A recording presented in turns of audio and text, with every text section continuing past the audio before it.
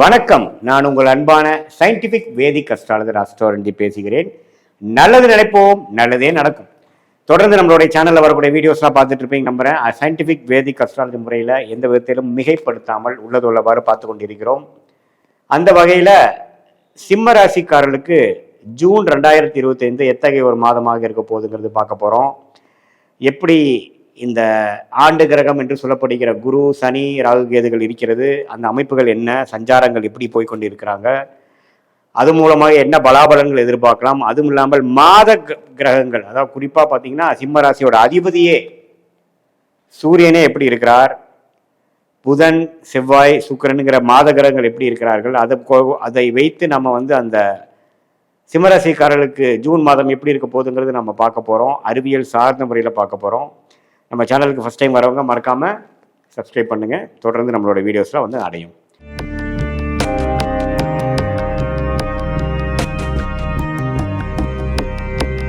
இப்போ பார்த்தீங்கன்னா ஜூன் 2025 எப்படி இருக்கும் போதுன்னு பார்க்கும்பொழுது, ஜூன் மாதம் பிறக்கும் போதே பார்த்தீங்கன்னா மிகப்பெரிய 3 பயிற்சிகள் முடிந்ததுக்கப்புறம் தான் ஜூனே பிறக்குது.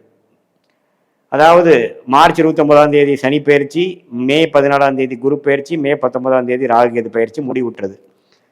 ஸோ இது எல்லாமே பார்த்தீங்கன்னா நல்ல மாற்றத்தை கொடுக்கக்கூடிய ஒரு காலகட்டத்தின் ஸ்டார்டிங் பாயிண்ட், ஆரம்ப காலமாக சிம்மராசிக்காரர்களுக்கு வருகிறது. அஸ்தம சனி ஸ்டார்ட் ஆகிவிட்டது. ஒரு 2 மாதமாக அஸ்தம சனி போய் கொண்டு இருக்கக்கூடிய சிம்மராசிக்காரர்களுக்கு குரு 11ஆம் இடத்துக்கு வருவது ஒரு அருமையான அமைப்பு.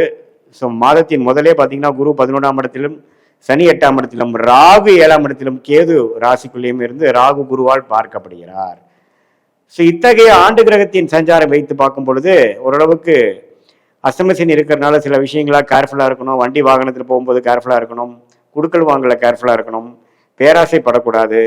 எதுவுமே உழைப்பு மட்டுமே பிரதானம்ங்கிற மாதிரி முனைப்பு இருக்கணுமே வழிய நீங்கள் அதிகம் ஆசைப்பட்டோ இந்த இன்வெஸ்ட்மெண்ட்ஸ், ஸ்பெக்குலேஷன், ஒன்று ரெண்டாக்குறது, பெரிய பெரிய ஆம்பிஷியஸ் ப்ராஜெக்ட் எல்லாம் போனோம்னா அஸ்தம சனி சாதகமற்ற பலனை கொடுத்து விடுங்கிறது நீங்கள் தெரிந்து கொள்ள வேண்டும். உழைப்பு மட்டுமே நம்பி தான் நீங்கள் போகணும். நம்ம அகலக்கால் ஏற்றி வைப்பதெல்லாம் ஒரு மிகவும் ஒரு சிரமமான ஒரு டைமாக போயிடும், பார்த்துங்க. மற்றபடி பார்த்தீங்கன்னா மாத கிரகம் சூரியனே பார்த்தீங்கன்னா 10ஆம் இடத்துல நல்லபடியா இருக்கும் பொழுது நல்ல உத்வேகமான எண்ணங்கள் நல்லாவே இருக்கும். இந்த அஸ்தம சனியை சமாளிக்கிற அளவுக்கு உத்வேகமும் ஒரு மன தைரியமும் இருக்கக்கூடிய டைம் தான் ஜூன் மாதம் இருக்குது. குறிப்பாக சொல்ல போனா முதல் 15 நாட்கள் சூரியனே பார்த்தீங்கன்னா 10ஆம் இடத்துல இருந்து, அதுக்கப்புறம் கடைசி 3வது 4வது வாரங்கள் பார்த்தீங்கன்னா 11ஆம் இடம் என்று சொல்லப்படுகிற அருமையான ஒரு இடத்துக்கு குருவோட சேர்ந்து இருக்கிறது. ராசிநாதனோட சஞ்சாரங்கள் அருமையாக இருக்கிறது. அதனால ஒன்றும் தவறு இல்லை. ஸோ 2வது ஆஃப் ஒன்றுமே நல்லா இருக்கு. ஏன்னா முதல் ஆஃப்ல என்னதான் 10ஆம் இடத்துல இருந்தாலும் சனி பார்வை பெறுகிறார். ஸோ அடுத்த 3வது 4வது வாரங்கள் ஒன்றுமே கொஞ்சம் பெனிஃபிட்டாக இருந்து சில விஷயங்கள் சாதுரியமாக செய்யக்கூடிய அஸ்தம சனியை சமாளிக்கக்கூடிய அமைப்புகள் கண்டிப்பாக காட்டுது. புதனின் சஞ்சாரமும் தப்பில்லை. ரிஷபத்தில் இருக்கிறார். அதுக்கப்புறம் மாதத்தின் நடுப்பகுதியில் மிதுனத்துக்கு வரார். மாதத்தின் இறுதியில் பார்த்தீங்கன்னா கடகத்துக்கு வரார். ஸோ எல்லாமே புதனின் சஞ்சாரமும் நல்லா இருக்கிறதுனால மாணவ செல்வங்கள், காம்படிட்டிவ் எக்ஸாம்ஸ் எழுதுறவங்க, ஹையர் ஸ்டடீஸ் போகிறவங்க, வெளிநாடு போகணும்னு படிக்கணும்னு ட்ரை பண்ணுறவங்க எல்லாத்துக்குமே ஒரு சாதகமான ஒரு அருமையான பலாபலன்கள் நிறைந்த ஒரு மாதமாக ஜூன் மாதம் இருக்கிறது. அதே சமயத்தில் செவ்வாய் பார்த்தீங்கன்னா மாதத்தின் முதல் வாரம் தான் மிதுனத்தில் இருக்கிறார். அதுக்கப்புறம் பார்த்தீங்கன்னா 12ஆம் இடத்துக்கு வந்துடுறார். ஸோ 12ஆம் இடத்துக்கே ராஜயோகாதிபதி வரும்பொழுது கொஞ்சம் தூர போகிறது, ஒரு பிரயாணம் போகிறது, சுப விரயங்கள் செய்வது, அது மாதிரி சில விஷயங்கள்லாம் நடக்கக்கூடிய அமைப்புகள் இருக்கு. பட் என்னதான் இருந்தாலும் குரு 11ஆம் இடத்துல இருந்து 3ஆம் இடத்தை பார்க்கிறார். அதே சமயத்தில் 5ஆம் இடத்தை பார்க்கிறார். அதே சமயத்தில் 7ஆம் இடத்தை பார்க்கும் பொழுது நல்ல ஒரு முயற்சி, நட்பு, நல்ல ஒரு கொலாபரேஷன், நண்பர்கள், குடும்பத்தில் எல்லாத்துலேயுமே ஓரளவுக்கு அனுகூல ஒரு அமைப்பு கிடைக்கக்கூடிய அமைப்புகள் இருக்கு. இதுவே அஸ்தம சனியை சமாளிக்கிற அளவுக்கு ஒரு விஷயத்தை கொடுக்க தான் செய்கிறது. ஸோ நல்லாவே இந்த மே மாதத்தில் நம்ம பாதிக்கப்பட்ட, ஏப்ரல் மாதத்தில் பாதிக்கப்பட்ட சிம்மராசிக்காரர்களுக்கு ஜூன் மாதம் ஒரு நல்ல மாறுதலை கொடுக்கக்கூடிய ஒரு மாதமாக இந்த ஜூன் 2025 கட்டாயம் சிம்மராசிக்காரர்களுக்கு உண்டு. அதே சமயத்தில் சுக்கிரனின் சஞ்சாரமும் பார்த்தீங்கன்னா 9ஆம் இடத்துலேயே மேஷத்தில் இருக்கக்கூடிய சுக்கிரன் மாதத்தின் இறுதி நாள் ஜூன் 30ஆம் தேதி பார்த்தீங்கன்னா அதோட ஓன் வீடாகிய ரிஷபத்துக்கு வருவது அருமை. ஸோ சுக்கிரன், புதன், சூரியன், செவ்வாயோட சஞ்சாரங்கள் நன்றாக இருப்பதனால, அது குறிப்பாக மாதத்தின் 3வது 4வது மாதங்கள் சூரியனும் புதனும் குருவோட சேர்ந்து 11ஆம் இடங்கிற அருமையான பூர்த்தி லாபஸ்தானத்தில் இருக்கிறதுனால நல்ல யோகங்கள், நல்ல டெக்னிக்கல் விஷயத்தில் இருக்கிறவங்க, சாஃப்ட்வேர், ஐடி, மீடியா துறையில் இருக்கிறவங்களுக்குலாம் நல்ல யோகங்களை கொடுக்கக்கூடிய அஷ்டமி தாக்கம் வந்து மே மாதம் ஏப்ரல் மாதம் இருந்த ஒரு தாக்கத்தை சற்று மறக்கக்கூடிய அளவுக்கு நல்ல மேன்மையும் புத்துணர்ச்சியும் கிளாரிட்டியும் உத்வேகமும் கொடுக்கக்கூடிய அமைப்பு வந்து குறிப்பாக மாதத்தின் செகண்ட் ஆஃப் ஜூன் மாதத்தில் இருக்குதுங்கிறது நம்ம தெரிஞ்சுக்கணும். பட் என்னதான் இருந்தாலும் அஷ்டமி சனி நடக்கிறதுனால நம்ம அகலக்கால் வைக்கிறது, யோசிக்காம ஒரு விஷயத்துல இறங்குறது, அதிக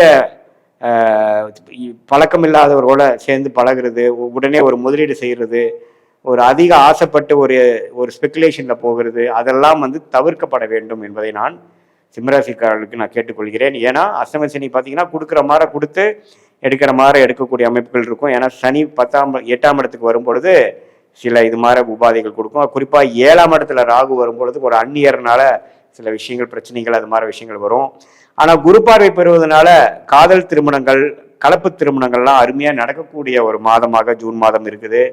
இதுவரை வந்து காதல் போயிட்டு இருக்கிறவங்களுக்கு கை கூடவில்லை, கொஞ்சம் பெற்றோர்களுக்கு சம்மதம் கிடைக்கவில்லைங்கிற மாதிரி இருக்கிறவங்களுக்கு பார்த்தீங்கன்னா அருமையான ஒரு பார்வை, குருவின் பார்வை, அது 11ஆம் இடத்துலேருந்து வரக்கூடிய பார்வை வந்து 7ஆம் இடத்துல ராகுக்கு பெறும்பொழுது நல்ல அது மாதிரி அந்நியர் மூலமாக வரக்கூடிய நட்பு எல்லாமே கொஞ்சம் அடுத்த லெவலில் போகிறது.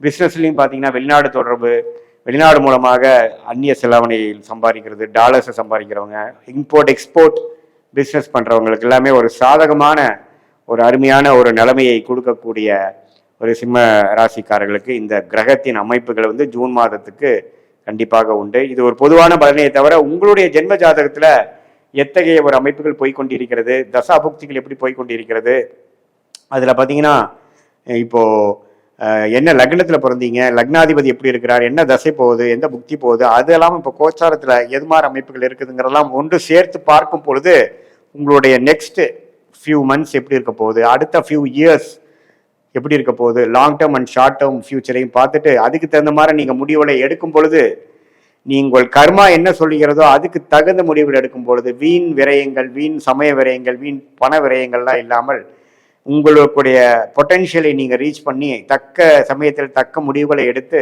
கரெக்டான ஒரு வெற்றியை நீங்கள் கரெக்டான டைமில் பெறக்கூடிய அமைப்புகள் கண்டிப்பாக இந்திய வேத ஜோதிடம் சயின்டிஃபிக் முறையில் பார்க்கும் பொழுது அதுக்கு தகுந்த மாதிரி நம்ம முடிவுகள் எடுக்கும் பொழுது கட்டாயம் வெற்றி பெற முடியும் என்பதை நீங்கள் தெரிந்து கொள்ளுங்கள். இது பொதுவான பலன்கள் என்று நீங்கள் தெரிந்து கொள்ள வேண்டும். மீண்டும் மற்றவர்கள் காணொலியில் சந்திப்போம். நன்றி, வணக்கம்.